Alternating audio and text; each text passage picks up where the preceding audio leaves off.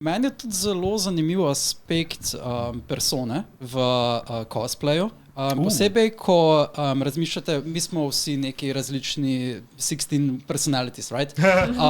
Ampak zdi se mi, da ko prideš na konvencijo, postaneš neka druga oseba, pač naenkrat postaneš interaktiven, pogovarjaš se z ljudmi, ko si na odru cosplay tekmovanja, moraš biti pač zelo interaktiven, če ne celo delati kakšne akrobatske vložke in to je mogoče lahko zelo anti tvojemu naravni osebnosti, ne?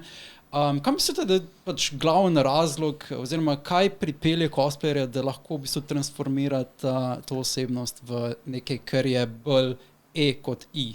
Kaj jaz to povem? To je, oziroma pač... Never mind. A mi lahko tudi ti, če hočeš?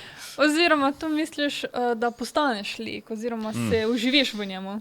Ja, dejansko v večini primerov, spravi, interaktiraš s komerkoli v svojem prostem času, v dejansko svojem življenju. Nekako ne spreminjaš osebnosti do mere, kjer bi igral določeno persono. Ne? Mogoče me lahko popraviš, ampak se mi zdi, da ko postaneš cosplayer, čutiš neko mogoče dolžnost do lika, da ga poosebiš. Ja.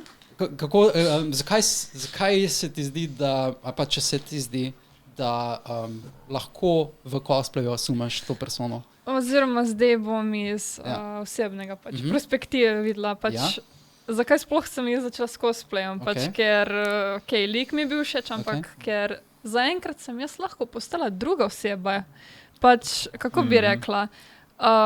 Saj jaz sem Alessia, ampak vsako toliko si samo razmišljam, ta lik je tak, ne vem, confident, ima tako in tako razmišljanje, I would like to be like him or her.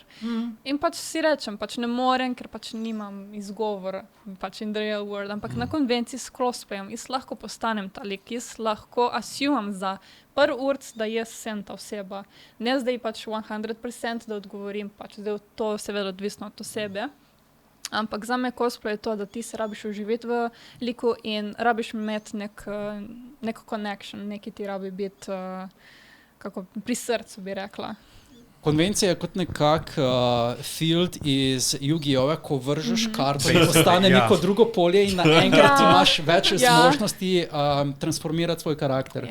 To bi jaz rekel, da je podobno tako, da mogoče če špilaš kak D&D ali kak MMO, ko postaneš ta lik in ta lik tebi da nek občutek confidence, da si to sem jaz, zdaj pa imam energijo v sebe, zdaj pa si upam s folkom pogovarjati. Eni dejansko Ko cosplayaš, jaz osebno, tako je Alessia rekla, na isti način, jaz postanem ta lik, jaz probam podoben glas kot ta lik dati ven skozi tudi, jaz probam biti čim bolj podoben tega lika, in to je bil my personal shock moment, ko je bilo na anime Izola, mislim, 2017?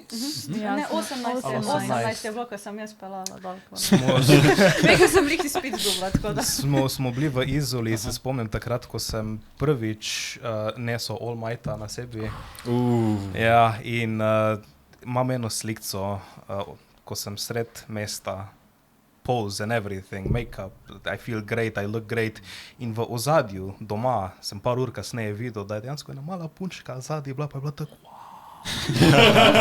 Ko sem jaz ta slika videl, I was like, oh my god, I have to do this forever now. Je to tvoja osebna največja validacija, ko ljudje dejansko postanejo navdušeni zaradi tvojega dela? Ne? Ko jaz nekoga lahko prenesem v realitiju.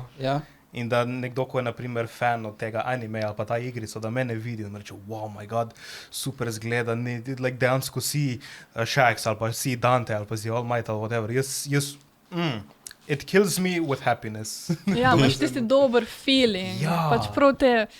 Še bolje je, ko pridejo otroci in imajo to otroško naivnost in dejansko verjamejo, da ti si ta lik, ali pa da so pištole, recimo tukaj imamo en prop, pištole, dejansko verjamejo, da je to delujoča, mehanična zadeva, ki deluje. In mislim ti da tako nek zanos, da to dela še naprej potem.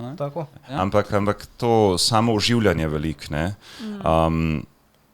Vam je kdaj ta, ne vem, drugačna perspektiva ali pogled, ne, ko si vživet v ta lik, tudi pomagala pri vsakdanjem življenju.